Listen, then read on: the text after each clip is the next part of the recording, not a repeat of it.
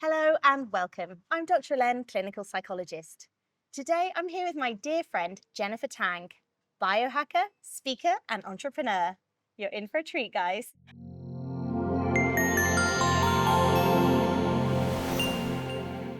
Hello, Jennifer. Hi, Helene. Thanks so much for coming today. I've been really excited to have you on the pod because I know that you are such an owl, a wise owl of knowledge.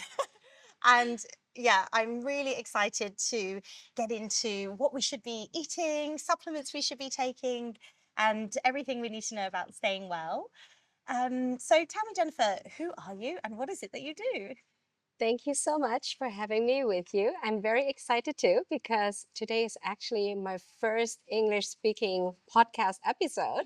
I've Yay! been running German speaking episodes before, but today is my first time. So thank you so much for having me here. Um, yeah, who am I? Actually, I was born and grew up with traditional Chinese medicine and Ayurveda. And my way led me first into business and economics. I studied business and economics and with a major in statistics. Mm, So this is why I got hired by Big Pharma and stayed in Big Pharma for 17 years wow. because they needed somebody who was able to read studies and so on. So that's why I got to work with so many um, indications like neuroscience. But the last 10 years I spent in autoimmune disease and oncology. And I was always so passionate about medical topics with natural remedies, but also with modern science. So this is why I learned all these kind of things. But then COVID happened and I had serious health problems that time that made me resign from my corporate jobs. And I I started to create a community and I shared my healing story with my community because I knew with what happened to me, and we can talk about that later, um, I knew I need to fully concentrate on my healing and I got everything that I learned from my grandmother, what I learned in Ayurveda, and then combined it with the knowledge of modern science. And that's what I did to heal myself without using any prescriptive medicine. Wow, that's amazing. So I love that you have this sort of scientific and analytical mind, and then you're able to incorporate more traditional medicines and kind of see their value. That's amazing. Thank you. So, what was happening when your health wasn't in a good place? Actually, I got vaccinated 3 times and I got the infection of COVID at least 2 times. And I knew already when I had the first time COVID infection, I knew this was the worst infection I ever had in my life. It took me really a long time to recover. Like I had short breath, I felt super exhausted. I was not able to sleep anymore. Like I would wake up in the middle of the night every night, and I would have an average sleep of less than 4 hours. That was really horrible. Imagine yourself that you cannot sleep anymore. You start to have pain, you feel sluggish, you feel hangry. I was not really able to memorize what we were talking about. Like, let's say we're talking about something today, I would not be able to memorize anymore the day after, except I have written some notes. Wow. So after a meeting, thank God we had home office that time. I usually had to lay down like for 10 minutes to recover, but I felt very, very exhausted. Oh no. So you had a really severe and long form of COVID. Absolutely, Mm. absolutely. And I didn't know what it was. I thought if you would walk into a general practitioner, they would just say, "Okay, your blood sugar is a little bit high, but nevertheless, I think everything looks okay. So probably this is something psychological. Maybe you are depressed." And I knew that's not the truth. So I wanted to deep dive more. Thank God I was meeting my doctor nowadays, who is a functional medicine doctor. And we met on a network meeting, and I approached her. And after the first sentences I talked to her, I ran into her. I said, "This is the woman I want to work with."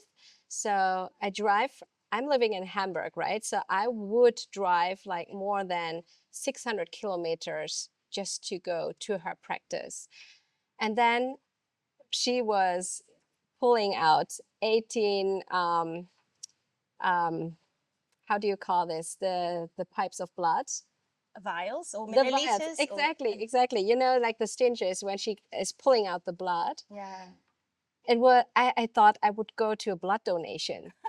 I never did such an examination before. And after that, she said to me, "Okay, Jennifer, now I don't wonder why you feel so sluggish.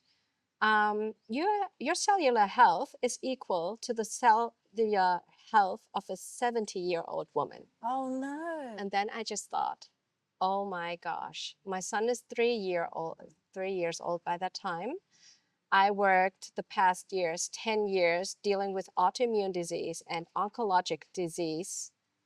If I, this, this diagnosis, without like, not really having a diagnosis, but with this sentence, I knew that I would sit in a fast speed car hitting the wall just in front of me. Like, if I'm not going to change, I don't think that I would have much time with my kid anymore. Wow. So that was a real wake up call for you. Absolutely, Wow. absolutely. And Wow. that was summer 2023. Mm-hmm.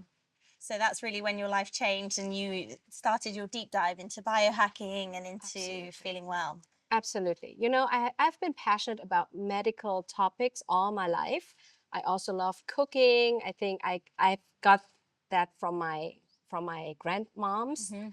Um, but you know, I just thought probably natural remedies are good, but probably not good enough. Maybe we need to have some bold mechanisms. That's why I was fascinated and deep dived also in modern science. Um, but then during this healing journey, I realized it needs both. Yes, yeah. And I really resonate with what you're saying from the mental health perspective, because I think we have so much, ancient or cross-cultural knowledge, but it's not always as well studied or understood. So then Western medicine comes to the fore, or Western methods of psychology come to the fore. But actually, why not integrate everything and have a more holistic view of well-being? Absolutely. Wow. So thanks for sharing kind of the road that led you to where you are today. So now, how would you describe what you do? So I have my community. So I said to myself, if I'm able to cure myself, I want to share this healing story with my community, because anybody that I can help is giving me the purpose and the energy to wake up every morning and love to do what I'm doing. To make a difference. Yes, absolutely. So I'm coaching communities at this moment because I'm also now on my book project to also help my community to have kind of like a guidance how they can target such a healing journey. And yes, and I'm working with supplement companies. I've built up my social media community as well, which is growing. And yeah, so it's more, I'm still in the field of healthcare, but more on a holistic way. Beautiful, Yeah. beautiful. So, if I'm not mistaken, you're a educator in like biohacking and in rejuvenating your like cellular health and also general health, and you're also maybe guiding people on the best products to buy to supplement their health. Yes, kind of. Yeah, yeah. Not with every supplement, but with some I can guide them. Yeah, Okay. because you know some supplements you cannot buy from anywhere of the world. So I would guide them to see, okay, to look at some, and we would talk about the supplement topic anyway. Yeah. So I would give some hints what to look at exactly. Okay, amazing. Yeah, and that's going to be really useful because we obviously don't want to be pumping bad medication into us and we don't want to be wasting our money. So yeah, we're definitely going to jump into that. Before we do, so tell me a bit about some of your like success stories or people you've worked with where you've really helped them to be well, feel well. Oh, yeah. Actually, when I deep dived and when I went through my whole report, I realized, oh my gosh, most of the people who suffer from long COVID or autoimmune disorders, they have something which is really uncommon. Like 90% of them have a very bad gut, a very bad gut condition. So most of them have leaky gut syndrome. Mm-hmm. That means that your gut is not closed, but it's open. And that means usually your gut lining is closed, then you have a layer of mucus, and this is holding back um, pathogens from the gut going into your bloodstream. However, especially for women, this gut will open when they give birth because that's the biggest moment of stress in the female life. But it's also useful because the immune system, where 70 80% of our immune system lies in our guts, is going through this hole into the bloodstream to be passed on via the breastfeeding to the baby. And normally, what's what people do in ancient times, or still in Asia they do, but not in Western countries so much, is that when women give birth, they just stay absolutely relaxed and calm for at least a month. And the women got supported by the families drinking bone broth. They relax to heal from giving birth. But when you look at women in Western countries, they are very stressed. They live in a very demanding environment, and that's why they never be able really to close the leaky gut. Okay. Nor the mucus is healthy because there's so much processed food people consume in these countries. So you have to look at the gut first, Yeah. how to heal it. And this, And yeah, can I just jump in about, so postpartum, it's really important to have that period of confinement so that your gut can reset, so that you can rest, and so that you can eat good quality food for a good mucus absolutely. layer. Yeah. And I guess what's happening in the West is that maybe mothers are not always very well supported, so they're completely burnt out. They're doing too much looking after the baby. Yeah. Maybe they need to go back to work, and so they're not giving their body that time to recover. Yes. And then that's making them predisposed to a leaky gut. Absolutely, absolutely. Not only, I mean, this is what I observed is that most of the women who feel very, very bad and have a severe decline of their health condition is after having kids. Yeah. Of course, you also, if women don't have kids, there are also some other reasons, but you can say that more than 90% of the people nowadays in the Western countries don't have a healthy gut anymore. It's also because we eat too much processed food. Our life is contaminated with a lot of toxins. Also, stress is causing that the tight junctions, because you can imagine that your gut is the gut lining is one cell next to each other, and they're hold together with tight junctions. And when we have too much stress, these tight junctions open up, and it's actually also logic because then the body is pushing more nutrients into the bloodstream to support the cells. But in the meantime, also pathogens go into the bloodstream. And usually you can imagine the mucus to be kind of like a filter to hold back the pathogens. But this mucus layer is also disappearing because we don't eat these kind of stuff naturally so much anymore. Like collagen. Collagen is really nice and important to build up a healthy mucus layer. But, and this is what female in Asian countries would eat postpartum, is they eat a lot of bone broth with collagen. Yes. And I guess maybe also as a society, we've moved away from these like slow cooked home meals. So we might go to a restaurant, have a hamburger or whatever. So we're not getting the collagen that we need. And maybe we're supplementing. Some people take collagen supplements, but I guess it's better to just have it consistently in every meal. Absolutely, absolutely, because it's not having it sometimes. Actually, when you look at the Asian traditional diet, people would have a collagen soup, like a bone broth, with every meal. From the breakfast till the evening, there's always a soup on the table. Yes, yes. Okay, that's really interesting. So I know when I gave birth, especially to my first child, my husband was working a lot. I was alone a lot. My baby did not sleep because she had terrible reflux. So I did feel really rotten. I was tired all the time. I had brain fog. Do you think, like, what are some of the signs that would have indicated I might have had a leaky gut at that time? Well, leaky gut, you can tell when you feel bloated after you're eating. Many women would tell me that they feel very, very bloated. And all of a sudden, it seems to me that they face so much allergies. Um, like I also discovered, I didn't know that I could have an allergy against garlic, eggs, celery, all of a sudden. And sometimes we just feel like, oh, bloating is, oh, that's not too bad. Nobody's really telling us if you are feeling bloated, that's not normal. It's a sign that there's something happening in your guts. Yeah, your body's telling you Yeah, something. your body is telling you something. And that's the one thing.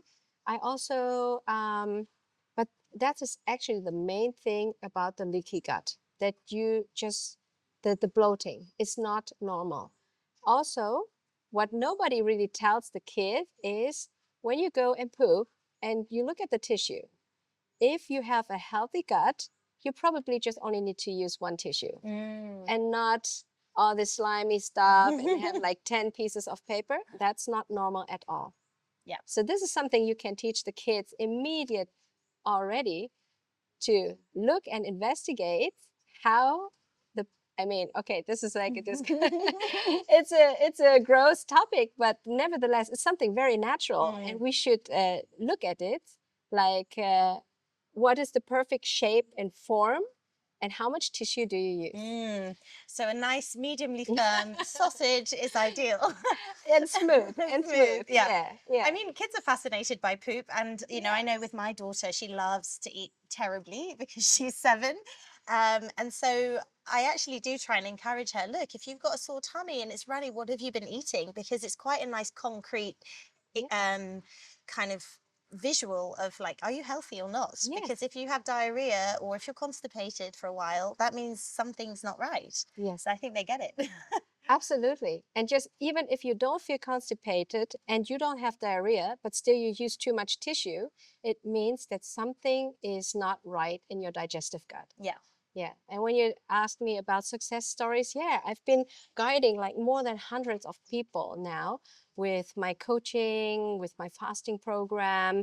And I just, sometimes I just like, I feel like I'm in tears. Like there was this good friend of me. We didn't stay in touch for 2 years because she was facing severe health problems as well. But then she said, Jennifer, one day she wrote me, I apologize that I was not able to contact you. But honestly speaking, I was facing health issues and your channel saved my life. Oh, I was into tears and we just talked a few weeks ago. And, these are the kind of moments that is motivating me and gives me the power to do what I'm doing every day. Oh, yeah. And it's so encouraging, isn't it? Because when we're stressed, it's a time where then the body is under stress, and then maybe we're not having the time to eat well or to look after ourselves. And that's where we really need your knowledge, I guess, to feel well from the inside out. And it can be hard with a lot of conflicting advice out there to know what to do. And I love your approach because you're very rooted in science and in results. So that's why I really wanted to get you on today. Thank you. Thank you. So, yeah, one of my questions is with regards to, say, supplements, are there any things to be aware of? Like, is it possible to overdose accidentally on supplements or take the wrong thing? Of course you can take the wrong thing. I mean, people think, oh, it's just supplements. Of course you can overdose. I would definitely recommend if you use the dosage beyond what is normal, you should talk with a doctor, or you should look at your labs, because my impression is that we lost our feeling, our intuition to our body. So that's why I would always recommend, if you feel very sluggish, please do the investment and do your lab first. Um, Also look at the vitamins. Is your body well supported with the vitamins, with the minerals? How about your hormones? Everything is linked together. The function of your liver, of your kidney. These are some standards as well. Looking also at your bloods, like looking at your white blood cells, your red blood cells, and so on.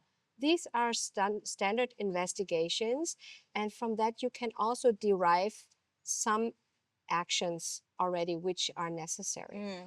So I think it's risky if you just take supplements without taking a lab or without knowing anything.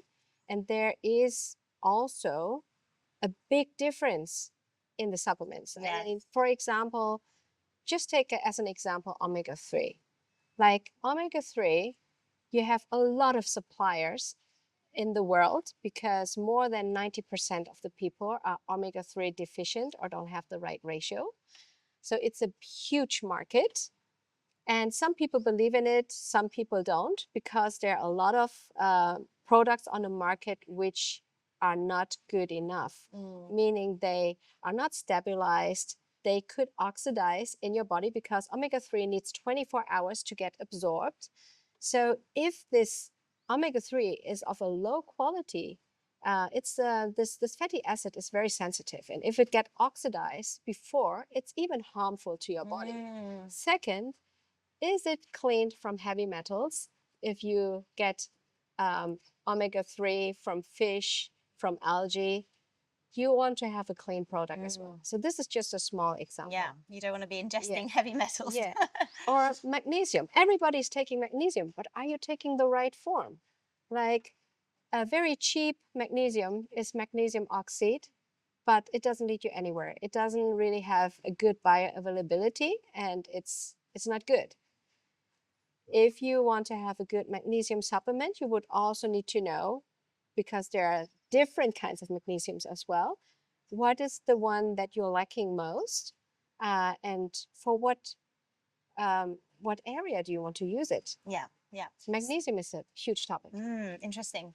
So just to recap, I guess you're saying it's a worthwhile time and monetary investment to get a healthcare specialist to look at your blood and look at where you're deficient to give you a suitable dose of, say, supplements. And if you are going to take a supplement, you need to do your homework and your research to know, okay, is this supplement good for me, of good quality? Is it bioavailable? Because otherwise it could be doing more harm than good. Yes, yes, absolutely. But the question is, which doctor knows all of this? And I would, and this is why I'm running a channel together with my doctor now. And this is why I'm so ambitious to write the books, also to get the people the advice. You need to do your homework yourself and talk and also challenge your doctors. Yes. Because it's not a standard that doctors would learn in medical school about nutrition, about vitamins and supplementation. It's not part of their study yet. So I think it's also in our own responsibility to deep dive and to challenge the doctors. Yeah, okay.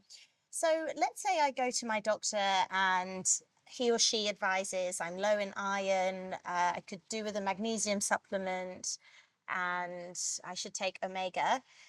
But maybe that specific doctor doesn't know which products are the best. Is there a way I could research my own products, or should I find a different specialist to point me in the right direction?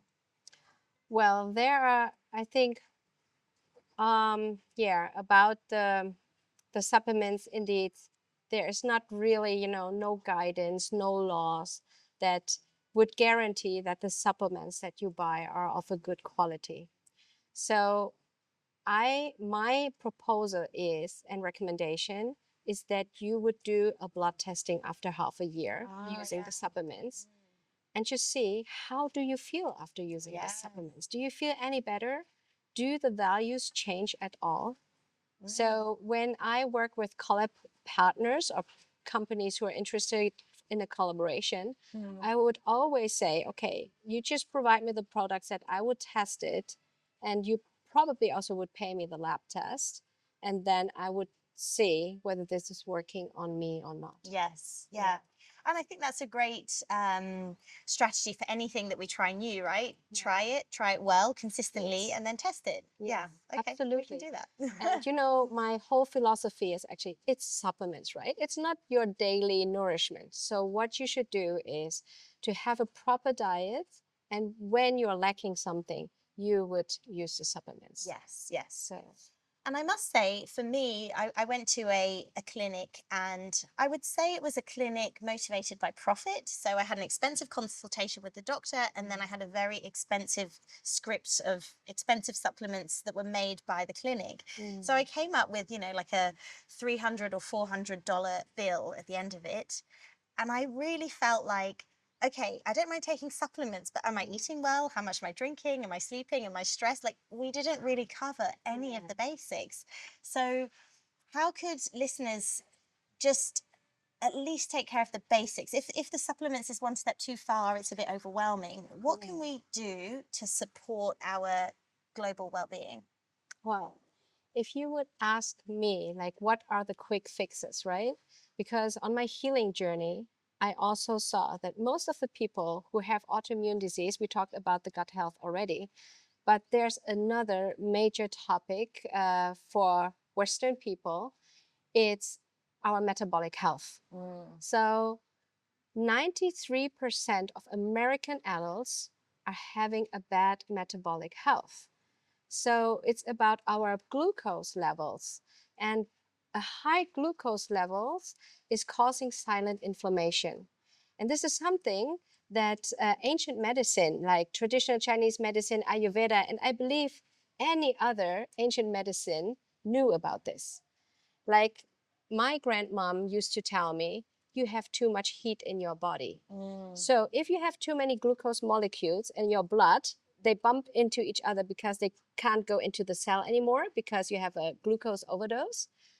And this process is called glycation. You can imagine that your body is producing so much energy that you're caramelizing from your inside out. Oh, we don't want to do that. I don't want to be caramel. And only on the outside.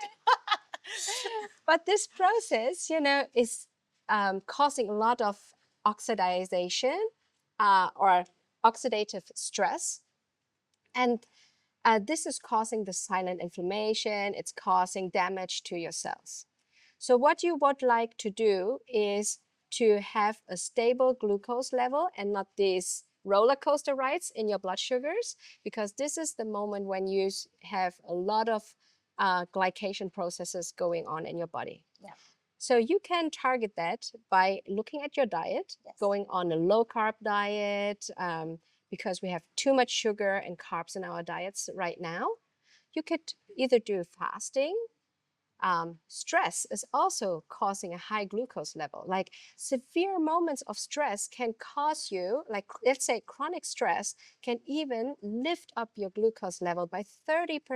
Whoa. This is insane. So does that explain the link between stress and diabetes? Absolutely. Right. Absolutely.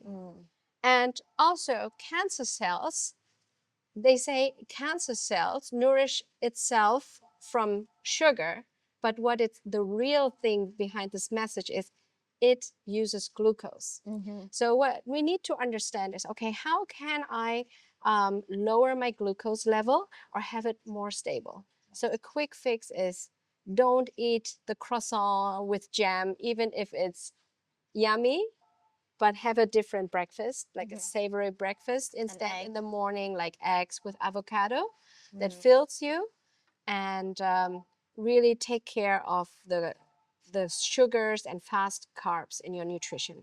That is a very quick fix. And I just want to jump in. Actually, when I was losing weight for my wedding, like trying to eat well, I started a low carb diet. And I must say, I felt so much better for it. I felt more Yeah. energized. I didn't feel very hungry. Yeah. My mood was stable. I had less cravings. I slept better. And I was like, oh, wow, I should keep this Yeah. up. That's amazing. And this is how also the why ketogenic diet works Mm, and fasting works the same way. And why does it work also for weight loss? Because when your glucose level is stable and below a certain amount, your insulin hormone is less as well. And insulin is the hormone that is actually storing fat. mm, So you want to have it in balance. And yes. this is happening when you take care of your glucose Mm, levels. great. Yeah. And I think that with a little bit of planning, that's something that we can do, right? I think it's maybe when we're rushing around, when we're traveling, when Yeah. we're snacking on stuff that the kids are eating, Yeah. that we make those poor choices. But probably with a little bit of planning and good routine, that's something that we should be able to manage. Absolutely. Like, I was a binge eater because I was so stressed in my past corporate roles because I was in a management position. I had a team. I was traveling all over Germany with a baby. Um, oh my gosh, I was a binge eater. When I had some time off, I felt so exhausted. So what I did was watching Netflix all the time. Excuse me. Oh. Okay, there was a little fly. So I was watching Netflix, and of course, there was a bag of chips, there were tons of chocolates and candies, and no wonder that I had like 15 kilos more. Is it like a stone or something more? More. I think it's like two. I don't know. Or 15 maybe kilos just is a lot. yeah, Yes. on my body. Wow. So no wonder why I felt so sluggish after the infection. Yes. So nowadays, I don't eat chips anymore. It's very rare that I buy them, but instead I have nuts. Mm. Or you can just have boiled eggs. That's so easy to prepare. And when you're hungry, your body is craving proteins, not carbs. So if you have boiled eggs, you can take it anywhere. Yeah. Okay, I love that. Now, quick question. So, I've been following the glucose goddess a little bit, and Yeah. she said to, dress your carbs. So, if you are going to Mhm. have sweets as a treat, maybe just make sure you have some protein first. Would you agree with that? Absolutely, yes. But on the other hand, I also bought this sensor. It's a continuous glucose measurement sensor, CGM.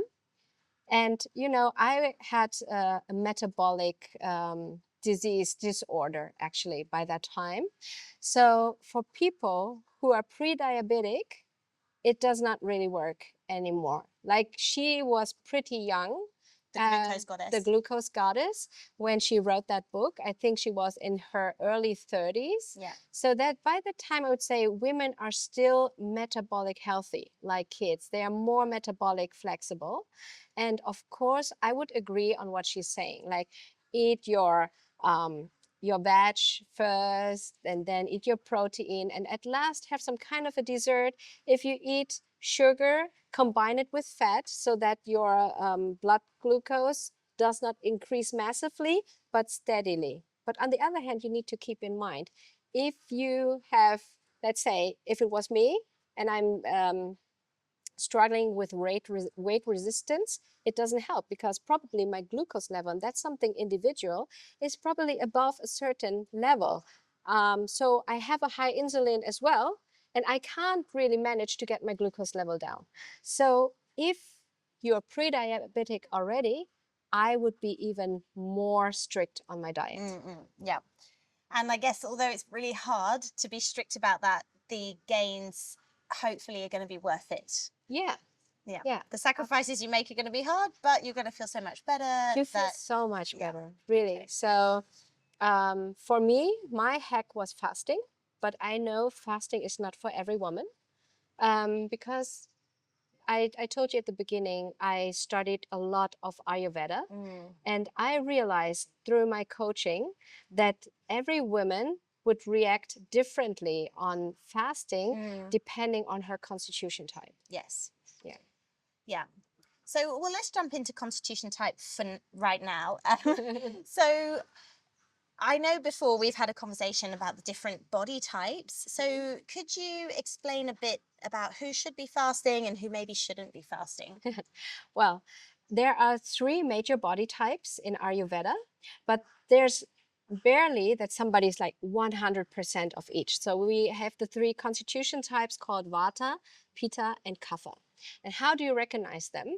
Vata people seem to never really gain weight. I would assume, I would say 100% you are more like a Vata person, because have you ever been gaining too much weight in your life? Like, have you been like really chubby?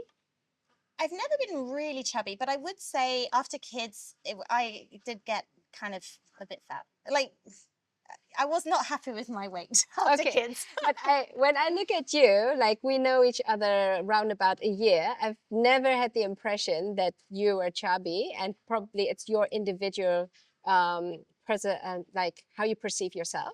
But Vata people are people who actually it feels to you that they can eat anything and they never really gain weight, right?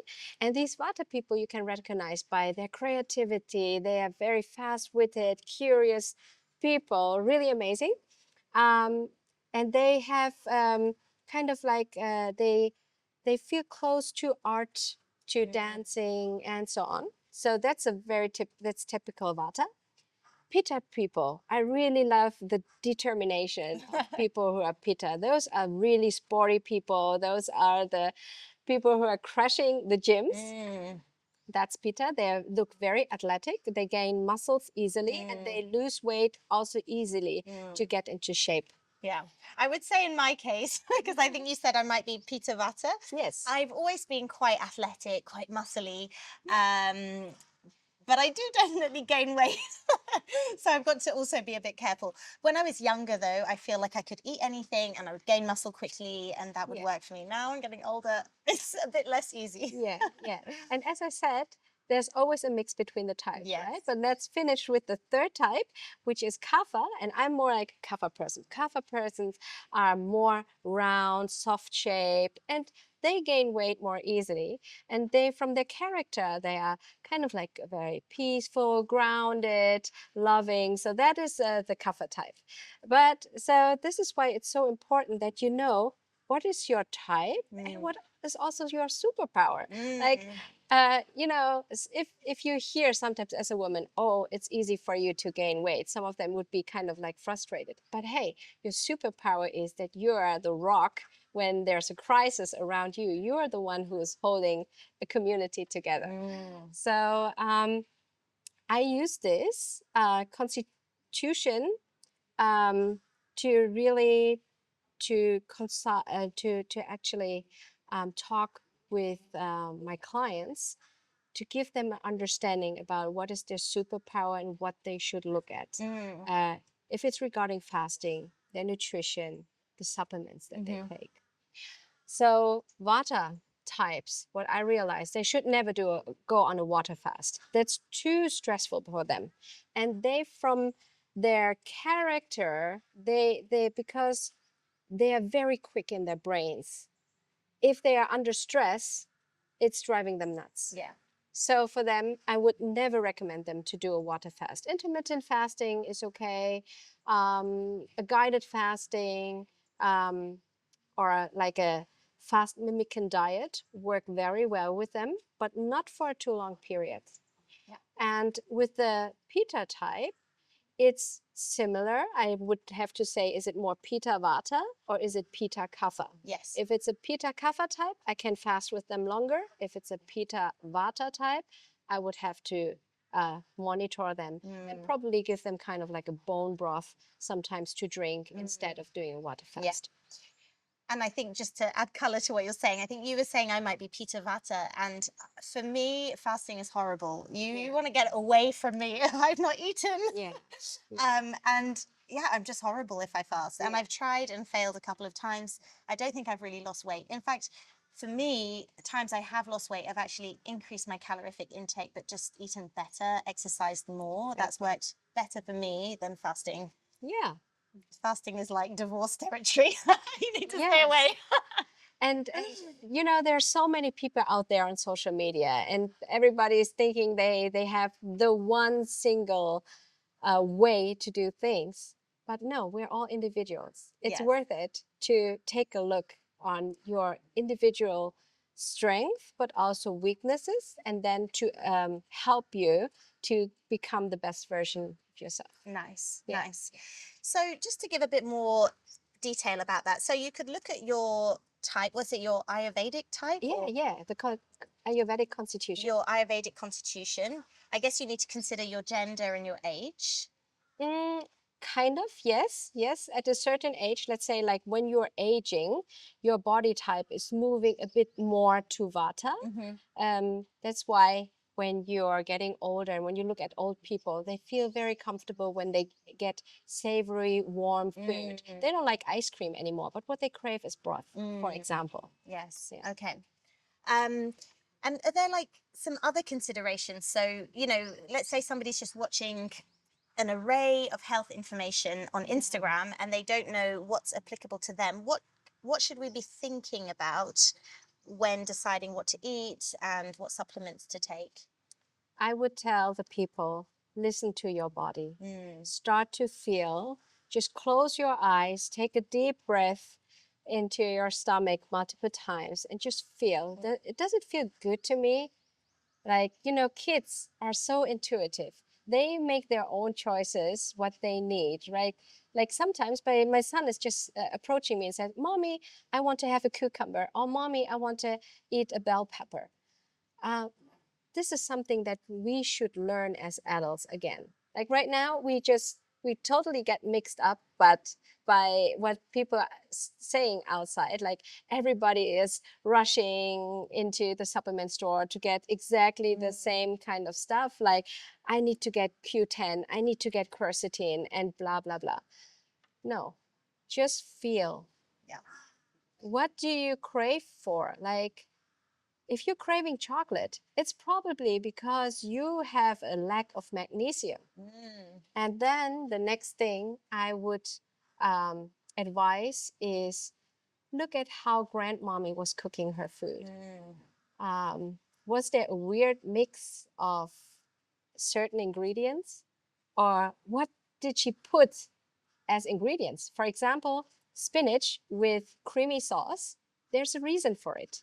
Because what people also underestimate are the toxins in our plants, like lectins and so on, that can also destroy your gut barrier. So when you have the cream, that is binding the toxins of spinach, for example. Very interesting. Yeah. And so feel more and also look at ask yourself, how would Granny cook this dish? Yeah, I love that. And I think there's also some links as well genetically. So, you know, I've got Caribbean heritage, so my constitution is different. I don't know. So maybe how my ancestors ate, I should kind of follow suit, whereas maybe you're of an Asian background, so you might need slightly different foods as well. Absolutely, absolutely. Look, for example, Asians cannot um, eat gluten, many, or cannot eat lactose products, milk products. Yes. It's because the milk protein, which is called casein, is causing these kind of food sensitivity allergies because we don't have the enzymes to digest these milk proteins. Yes. Some of them though. Yeah. Right? Like I was, you know, I did all the lab works. I also did genetic testing. And you know what it fascinates me is that the genetic testing is giving me the same advice like the Ayurvedic constitution test. Interesting. And also regarding foods as well. And yeah, it's really fascinating. But nice. you know, I have the impression this ancient medicine is for the people who trust and feel again. And I'm also happy about the lab tests because that's for those who just need the proof. The science. Yeah, Yes. just need the science. Yeah, yeah. So I guess what I'm taking from that is that we can deep dive, we can get our genetic tests, we can do all the tests, and that's going to give us some guidance. And we also need to maybe refer to ancient medicine and to ourselves. So I think for me, when I was been trying to lose weight in the past, sometimes I was a little bit too strict and I felt really flat. but sometimes I did crave carbs, but I was like, no, if I eat carbs, I'm going to put on weight. It's going to be terrible. And now I'm much softer on myself. If I'm craving carbs, I feel like that's because I need carbs. Yeah. Maybe I've just trained or whatever. And actually, it's had Absolutely. zero impact on my weight, but just a lot of impact on my mood. Yeah, absolutely. You better look what you're craving for.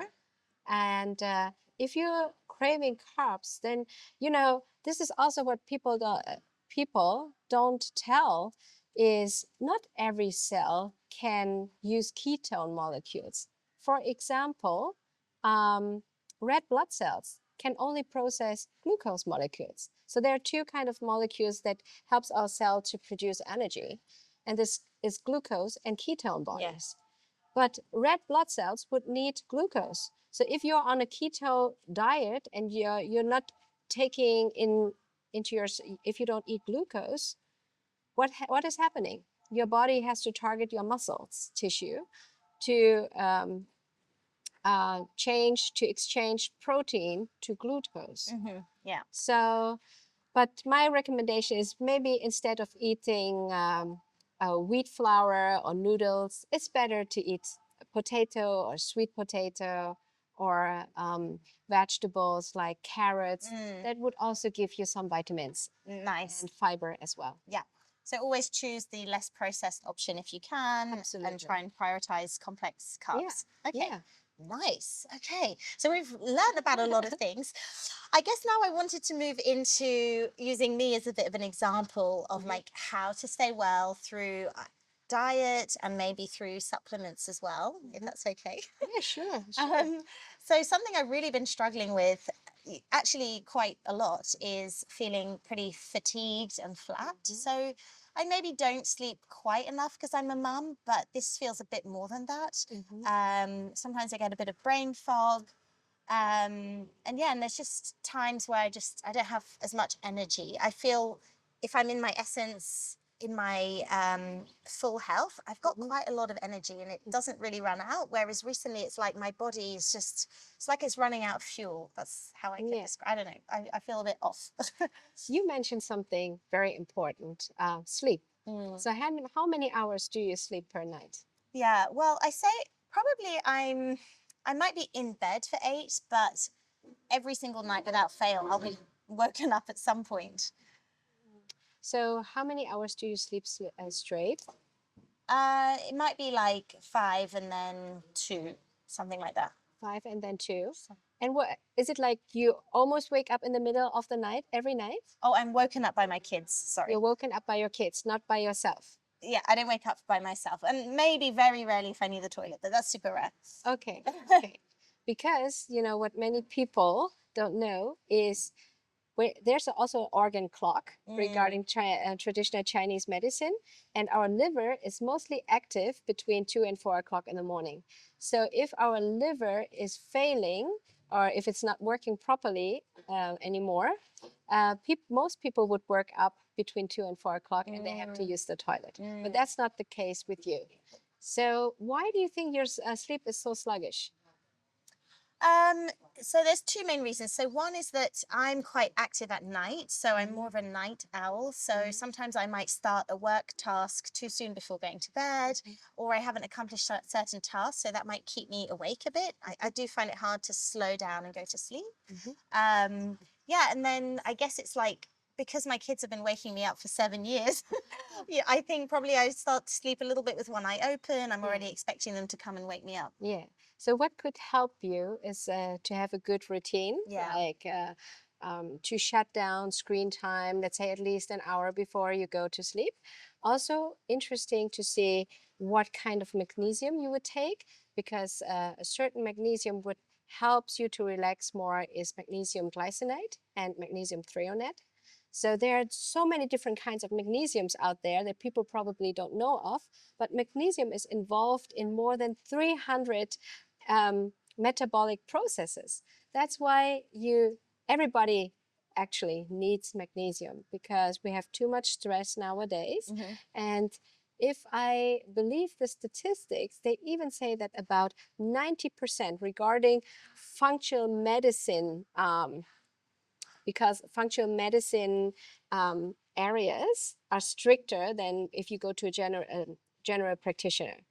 So it's above 90 or 90% of the women who are lacking of magnesium.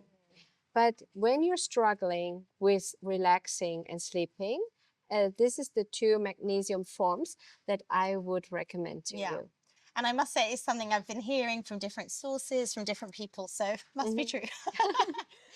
Quick question on magnesium. I heard that it can be better to use a spray than to ingest it.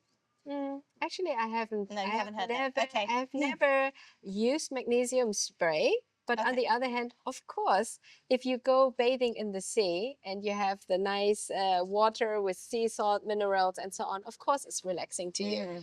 But I think either way, you just need it. Okay, nice, done. That's on the list. Yeah. Okay. And you know, for foods, yes, if you have like a broth, something savory, drink something warm in the evening, things that make you feel cozy.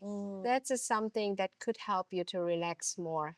Warm drinks help you more to relax than cold drinks.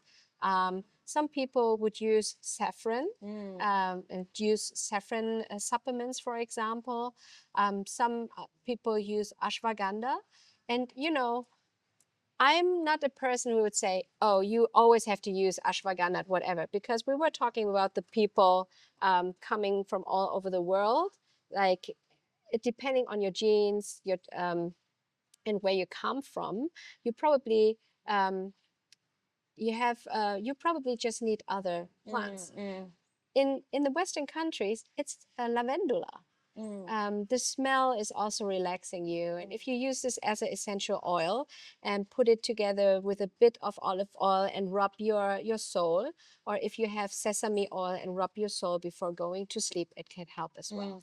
Rub the soles of your feet? Of your feet. Ah, yes, nice. Yes, That's also a nice self-care ritual, right? If you're stressed. Yeah. Probably help you go to sleep. Okay, Yeah. so you can absorb some of the healing properties of those herbs through the skin using oil.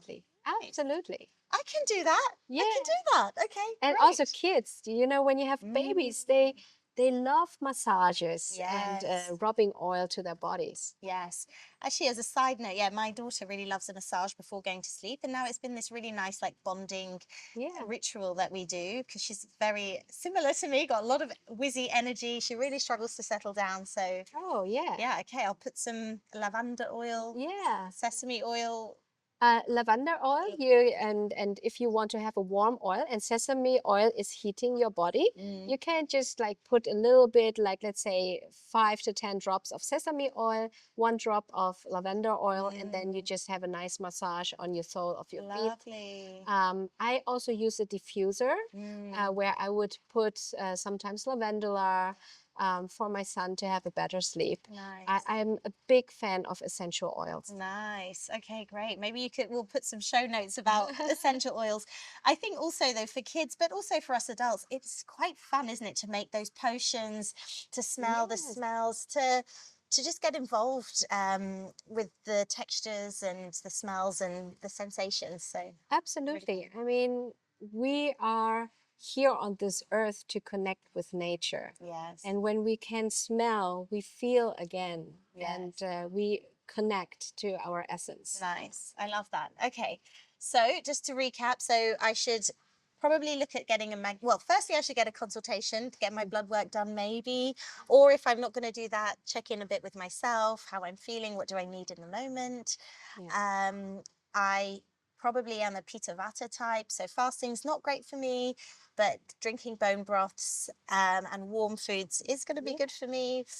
You could think about like lavender oil, well, like lavender oils to help with my stress and to help me ease into sleep. And there was one other thing, magnesium. Did you mention iron? Yes, so not now, but before the interview, yes. So I consistently have a low iron. That's been my whole life. So I do take an iron supplement. Do you eat red meats? Yes. And you like it? Yes. Okay. But actually, you know, most of the people don't have an iron deficiency because they don't eat the meat. That's actually rare.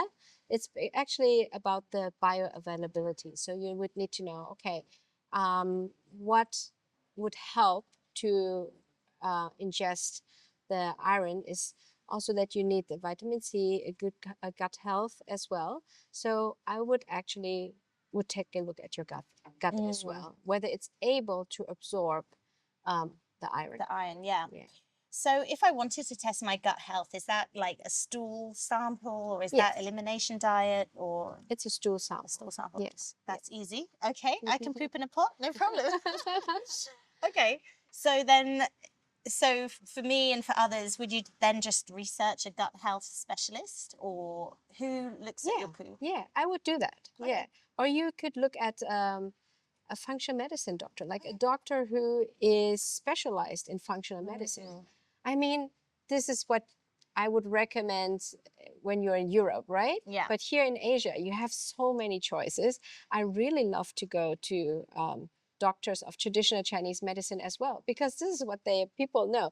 Sometimes they don't even need you to do the gut test. They just look at your whole body and can tell you what is the weakness of your body. Yes. Like looking at the faces. So when I look at the faces of my customers, I can tell them, okay, which organ is affected, because your face is like a map. And this is why I would never do any Botox or any injections, fillers, or do kind of, lifting, because your body is reflecting your inner health. Your skin is reflecting your inner health. If you have dry skin, too much silent inflammation. Ooh, I do have quite dry skin sometimes.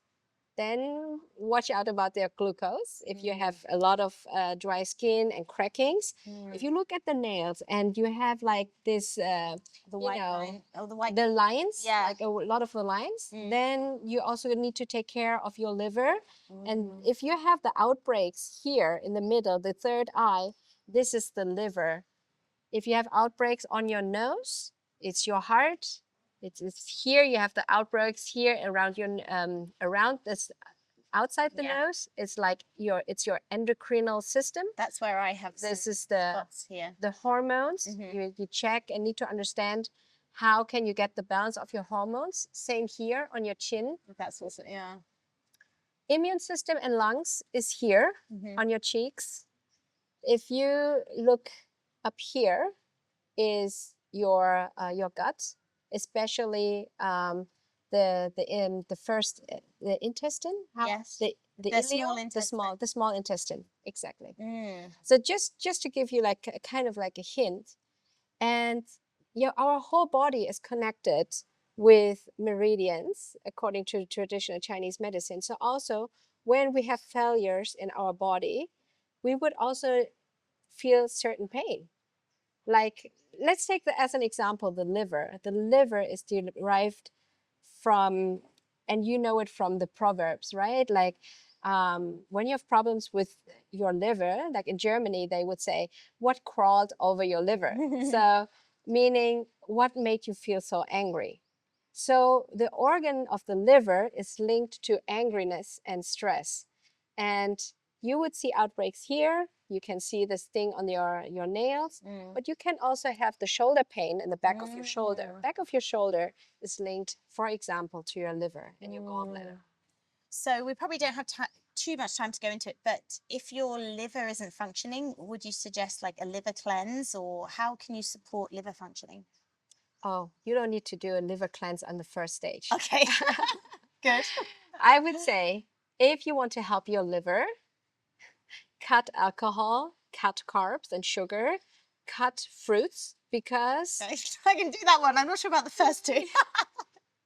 but I mean with cutting carbs, what I mean is actually the pizza, the noodle. I don't mind if you say I like to eat sweet potato and carrots, I right? mean the pizza, but okay, sure.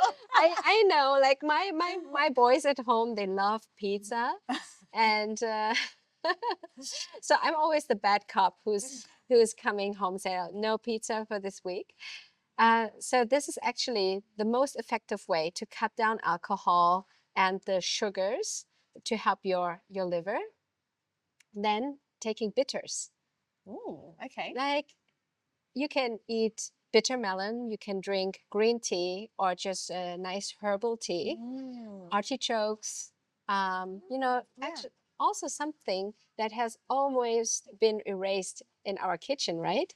Eating bitter taste. Okay, so then that can support liver Yes, it function. will support the liver to detox. Okay, good So to not know. necessarily to do the liver cleanse, you could do it, but it's very stressful because you have to fast first or you have to do some other rituals first. Yeah. It's not, not doing the liver cleanse, it's actually your lifetime journey. It's Yes. better to have a lifetime journey of having the right way of eating and nutrition. Yeah, I love that. Okay. And I guess that's also what's been lost over time. Like I grew up very much eating at the table, and it's something hard for me to do with my family now. It's a bit more rush. So let's get back to basics. Absolutely. So we're nearly at the end, but I just want to ask quickly. So for me, my problem areas would be around the nose and the chin, which is my hormonal system. Yes. So what could I do to improve that? Well, the hormone system is really complex. Uh-oh, good thing we've only got 5 minutes. So you would need to check, are you lacking, which hormones do you lack, for example?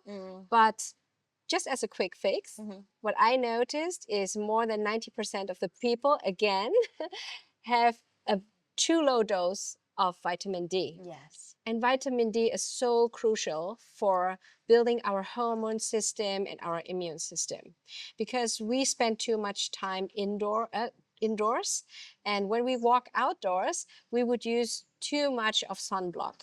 And when we have too much sunblock, our body is not able to produce vitamin D anymore. So that's why we need the supplementation. And you were talking about your dark skin, and me also, I'm more a dark skin type. We would even need more vitamin D than a Caucasian, because the darker our skin, the less our body is able to produce to produce vitamin D, actually. We're not so effective in that. So please don't listen to the standards. Like, let's say in Germany, the daily dose is 800 international units. When I went here to Thailand, a Thai doctor asked me to take at least between 5 and 10,000, just to give you an idea of the range of vitamin D dosages. So what I would recommend is, what you need is the overall concentration, which should be beyond 50 nanograms per milliliter. That's very technical. Yes, but you can read it in the book. You can ask ChatGPT, whatever. But the GP, the general practitioner, would recommend a range which is almost half of it, below of that, and it's definitely not enough to build up their whole hormone system and stuff like that. Plus, less stress and more love to yourself, hugging a kid. And because oxytocin is the master regulator of your own hormone system. Oh, well, I love that. I can get hugs. That's another easy thing. Okay, amazing. Okay, so anyway, there's lots more broken about me that we could talk about, but we need to end. So before we do, what is next for you? What's the change you want to see in the world? Oh, wow. Yeah, as I told you. It's a small, quick question. As I told you, I'm writing on my book project right now to share this healing journey with my community. And what I really would love to see more in the world, especially for women, is more self-love and self-confidence. At this moment in time, I feel that so many women have lost their essence. So I would hope to be part of that, to encourage women to be more happy, content, and less stressed. Oh, beautiful message. Thank you so much. If I've taken one thing away from today, it's a bit more self-care. Think about what I'm eating, listen to my body, sleep, relax, get massages. I can do all of that. Easy. Absolutely. So I'm giving you a hug later. Thank you so much. Super knowledgeable. And we'll put lots of notes in the show notes as well if people want to follow up and maybe buy some of the products that you think are good. So let's end there. Thank you so much. Thank you. See you soon.